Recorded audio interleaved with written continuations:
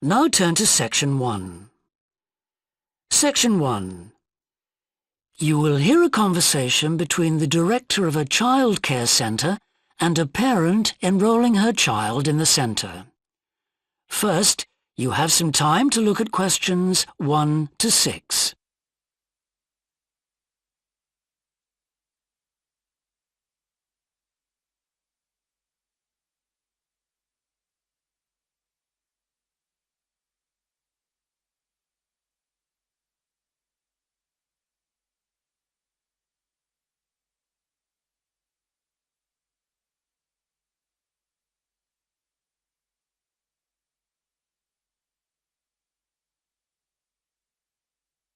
You will see that there is an example that has been done for you.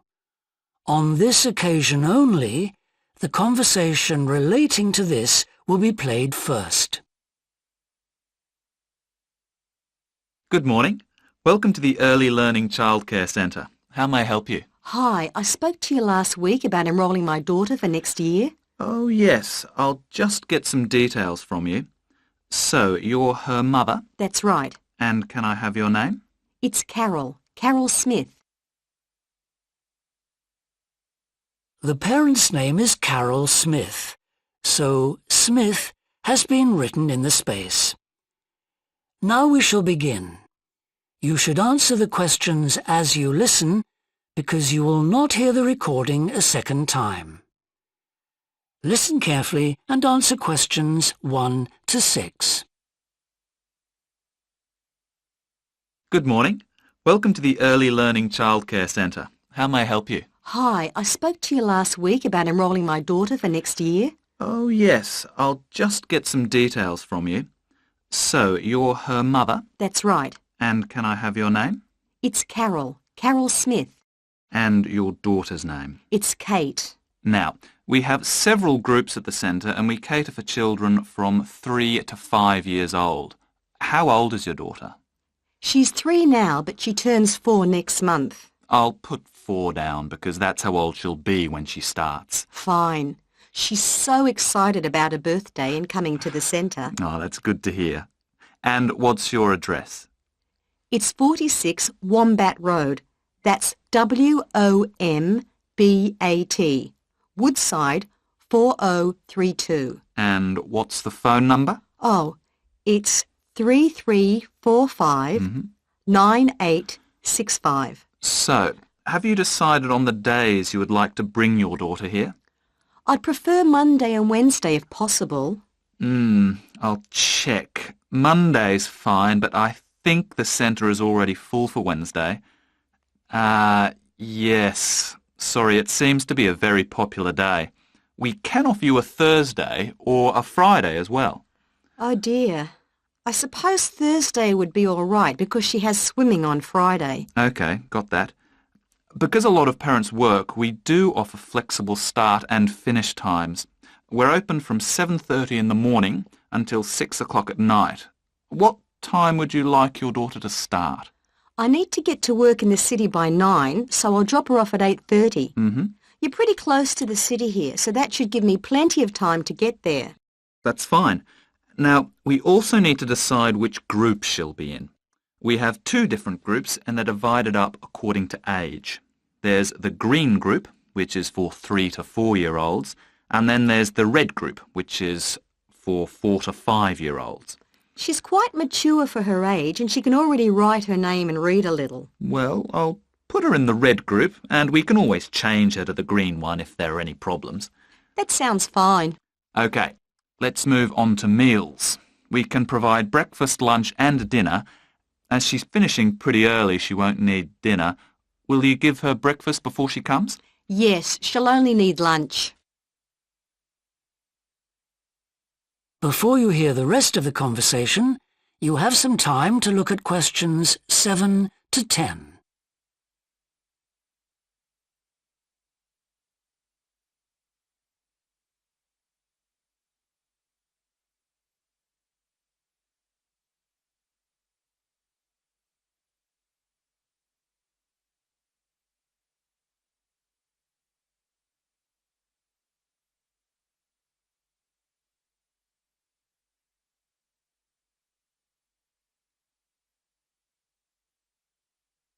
Now listen and answer questions 7 to 10.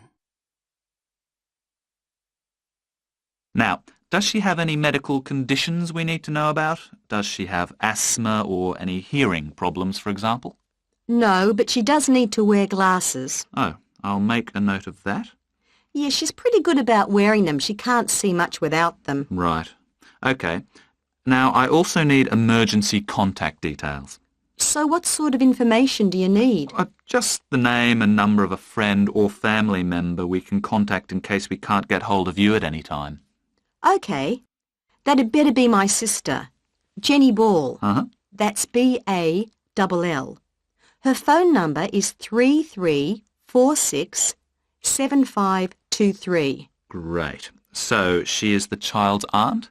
Yes, that's right. I'll make a note of that as well. Now, is there anything you'd like to ask? What about payment? How much are the fees each term? Well, for 2 days and the hours you've chosen, that will be $450 altogether. OK, and do I have to pay that now? No, we send out invoices once the children start at the centre. You can choose to pay at the end of each term, or we do offer a slightly discounted rate if you pay every month. Oh, I'll do that then. I find it easier to budget that way, and I'm not used to the term dates just yet. Good. It makes it a lot simpler for us as well. Well, that's everything. Would you like me to show you around the centre? We can go. That is the end of section 1. You now have half a minute to check your answers.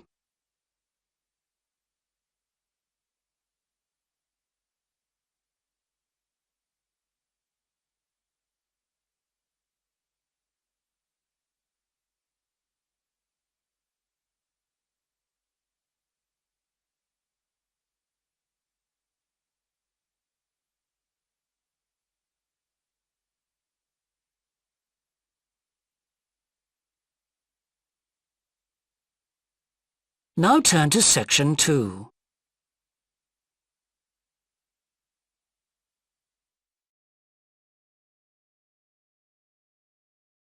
Section 2. You will hear a woman called Alice Bussell talking on the radio about the Dolphin Conservation Trust, an organisation which tries to protect dolphins. First, you have some time to look at questions 11 to 15.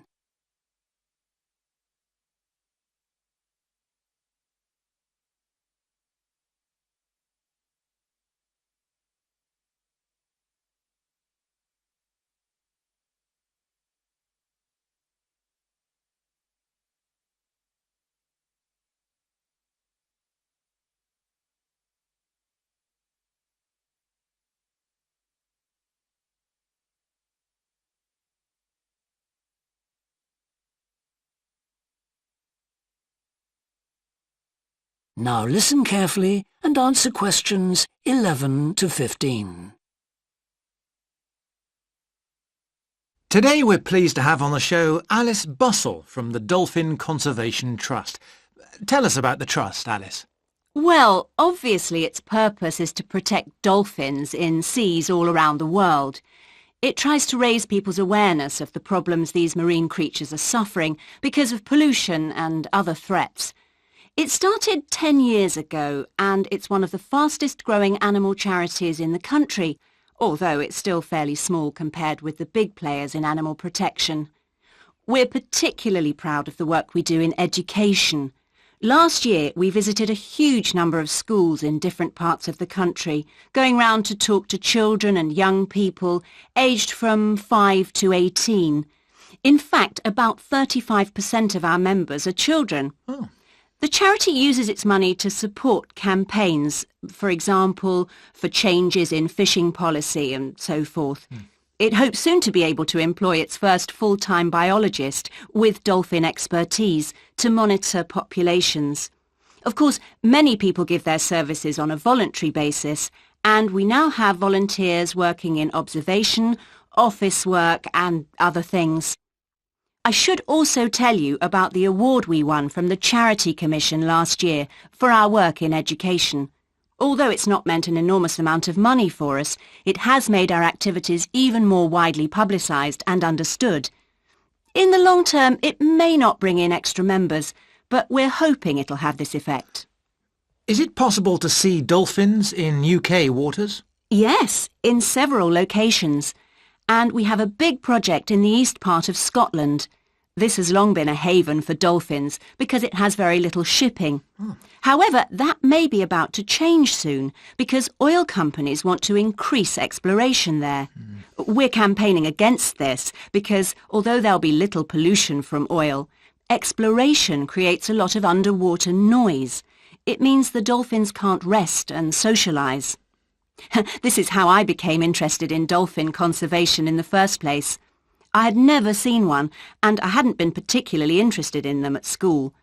Then I came across this story about a family of dolphins who had to leave their home in the Moray Firth because of the oil companies, and about a child who campaigned to save them.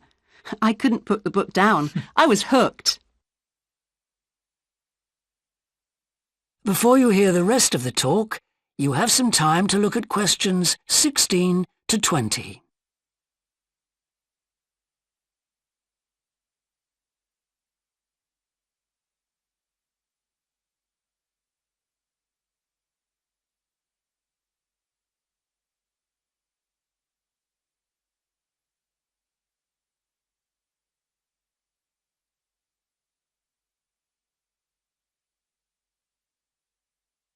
Now listen and answer questions 16 to 20. I'm sure our listeners will want to find out what they can do to help. You mentioned the Adopt a Dolphin scheme. Can you tell us about that? Of course. People can choose one of our dolphins to sponsor. They receive a picture of it and news updates. I'd like to tell you about 4 which are currently being adopted by our members: Moondancer, Echo, Kiwi and Samson. Unfortunately, Echo is being rather elusive this year and hasn't yet been sighted by our observers, but we remain optimistic that he'll be out there soon. All the others have been out in force. Samson and Moondancer are often photographed together, but it's Kiwi who's our real character, as she seems to love coming up close for the cameras, and we've captured her on film hundreds of times. They all have their own personalities. Moondancer is very elegant and curves out and into the water very smoothly, whereas Samson has a lot of energy. He's always leaping out of the water with great vigour. You'd probably expect him to be the youngest. He's not quite. That's Kiwi. But Samson's the latest of our dolphins to be chosen for the scheme. Kiwi makes a lot of noise, so we can often pick her out straight away. Echo and Moondancer are noisy too, but Moondancer's easy to find because she has a particularly large fin on her back, which makes her easy to identify. So, yes, they're all very different. Well, they sound a fascinating group. And how would you go about... That is the end of section 2. You now have half a minute to check your answers.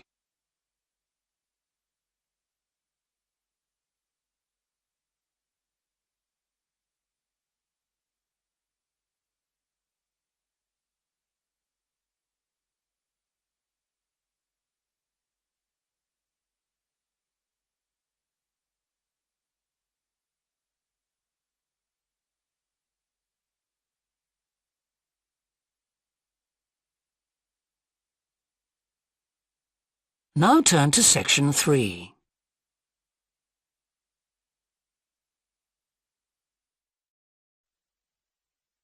Section 3. You will hear a student called Joanna talking to her new supervisor about some research she has done on psychology and music. First, you have some time to look at questions 21 to 26.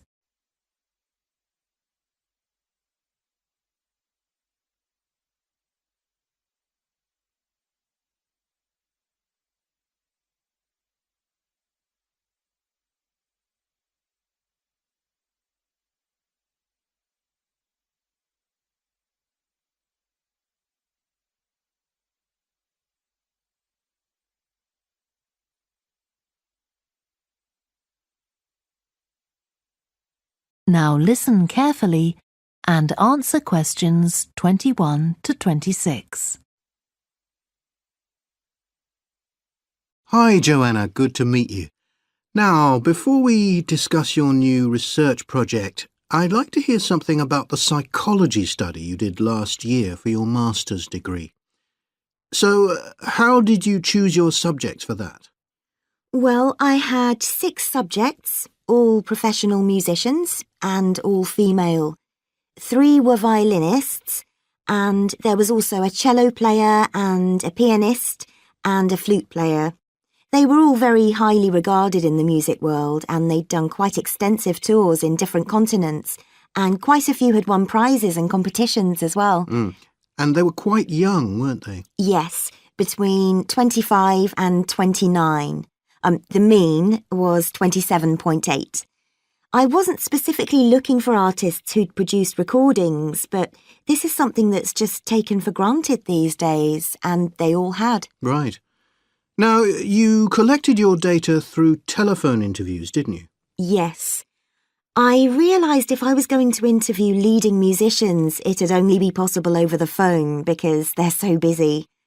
I recorded them using a telephone recording adapter. I'd been worried about the quality, but it worked out all right. I managed at least a 30-minute interview with each subject, sometimes longer. Did doing it on the phone make it more stressful? I'd thought it might. It was all quite informal, though, and in fact they seemed very keen to talk. And I don't think using the phone meant I got less rich data. Rather the opposite, in fact. Interesting. And you were looking at how performers dress for concert performances? That's right. My research investigated the way players see their role as a musician and how this is linked to the type of clothing they decide to wear. But that focus didn't emerge immediately. When I started, I was more interested in trying to investigate the impact of what was worn on those listening, and also whether someone like a violinist might adopt a different style of clothing from, say, someone playing the flute or the trumpet. It's interesting that the choice of dress is up to the individual, isn't it? Yes, you'd expect there to be rules about it in orchestras, but that's quite rare. Before you hear the rest of the discussion, you have some time to look at questions 27 to 30.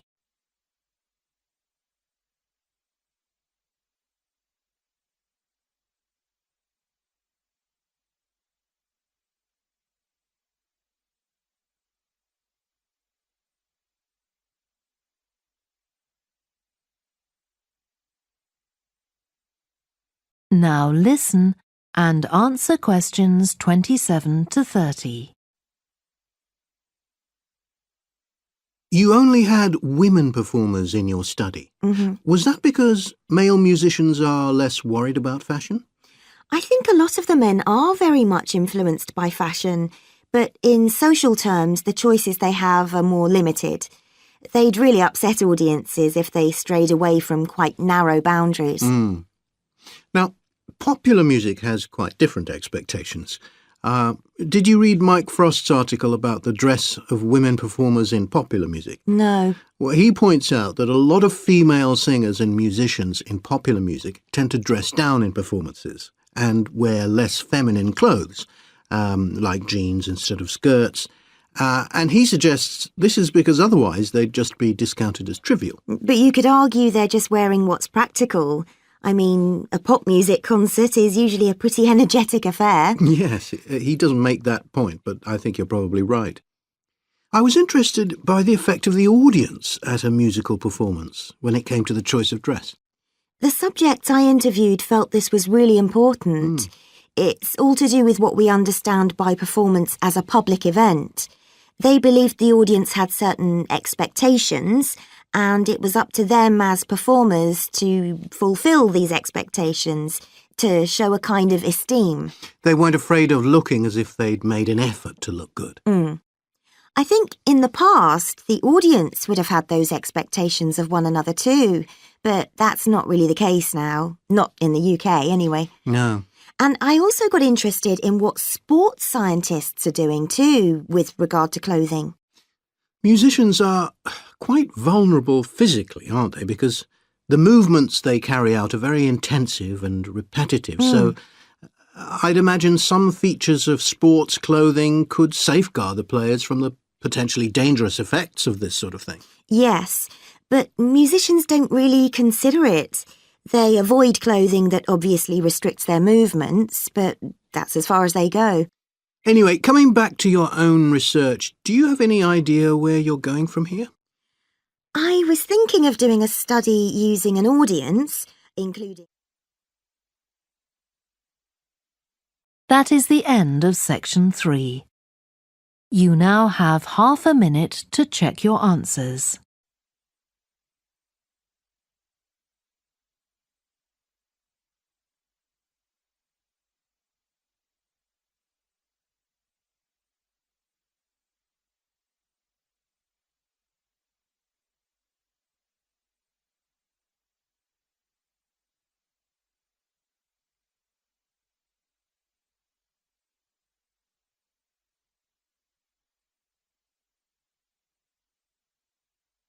Now turn to section 4. Section 4. You will hear part of a lecture about a way of reducing the amount of carbon dioxide in the atmosphere.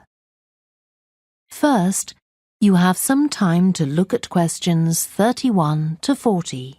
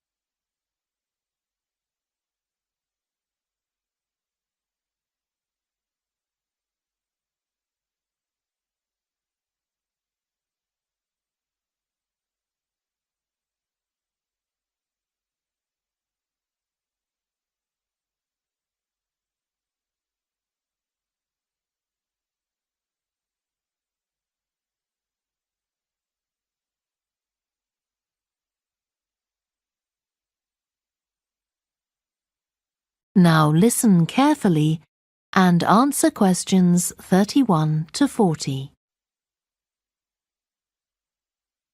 As we saw in the last lecture, a major cause of climate change is the rapid rise in the level of carbon dioxide in the atmosphere over the last century. If we could reduce the amount of CO2, perhaps the rate of climate change could also be slowed down.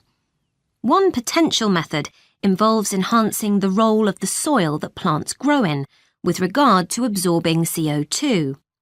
Ratan Lal, a soil scientist from Ohio State University in the USA, claims that the world's agricultural soils could potentially absorb 13% of the carbon dioxide in the atmosphere, the equivalent of the amount released in the last 30 years, and research is going on into how this might be achieved.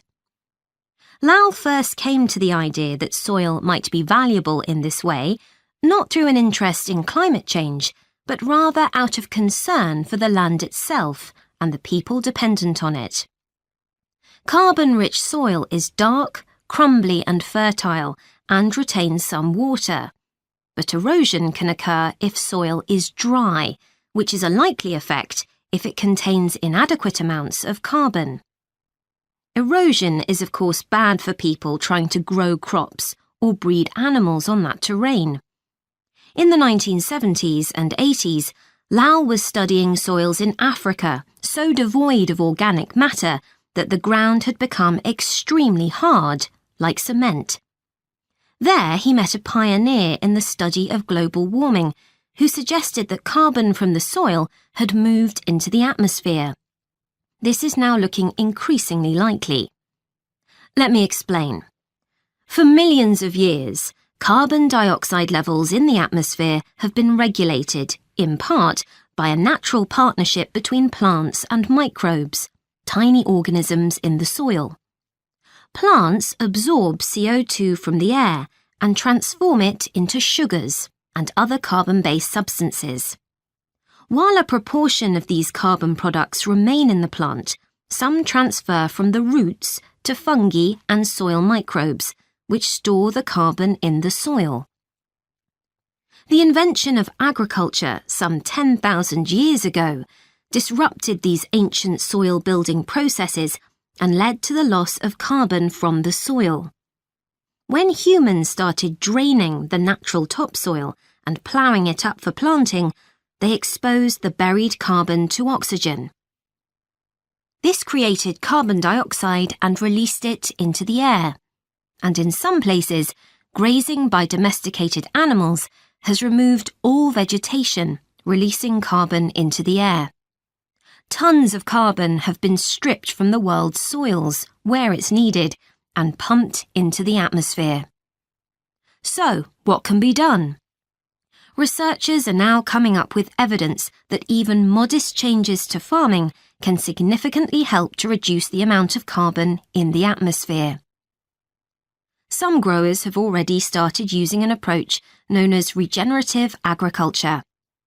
This aims to boost the fertility of soil and keep it moist through established practices.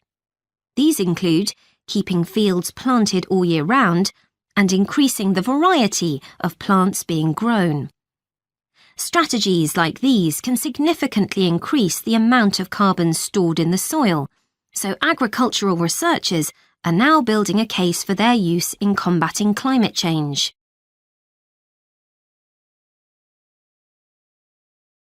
One American investigation into the potential for storing CO2 on agricultural lands is taking place in California. Soil scientist Wendy Silver of the University of California, Berkeley, is conducting a first-of-its-kind study on a large cattle farm in the state. She and her students are testing the effects on carbon storage of the compost that is created from waste, both agricultural, including manure and corn stalks, and waste produced in gardens, such as leaves, branches, and lawn trimmings. In Australia, soil ecologist Christine Jones is testing another promising soil enrichment strategy. Jones and 12 farmers are working to build up soil carbon by cultivating grasses that stay green all year round. Like composting, the approach has already been proved experimentally. Jones now hopes to show that it can be applied on working farms and that the resulting carbon capture can be accurately measured. It's hoped in the future that projects such as these will demonstrate the role that farmers and other land managers can play in reducing the harmful effects of greenhouse gases. For example, in countries like the United States, where most farming operations use large applications of fertilizer, changing such long-standing habits will require a change of system.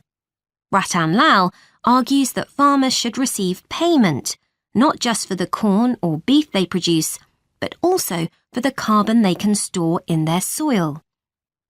Another study being carried out. That is the end of section 4.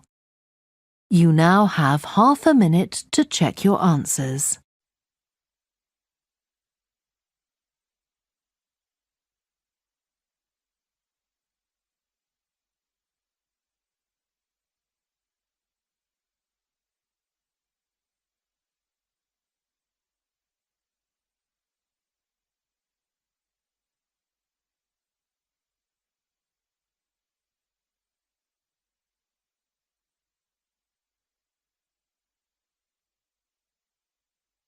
That is the end of the listening test. You now have 10 minutes to transfer your answers to the answer sheet. Please stop writing and wait for your question book.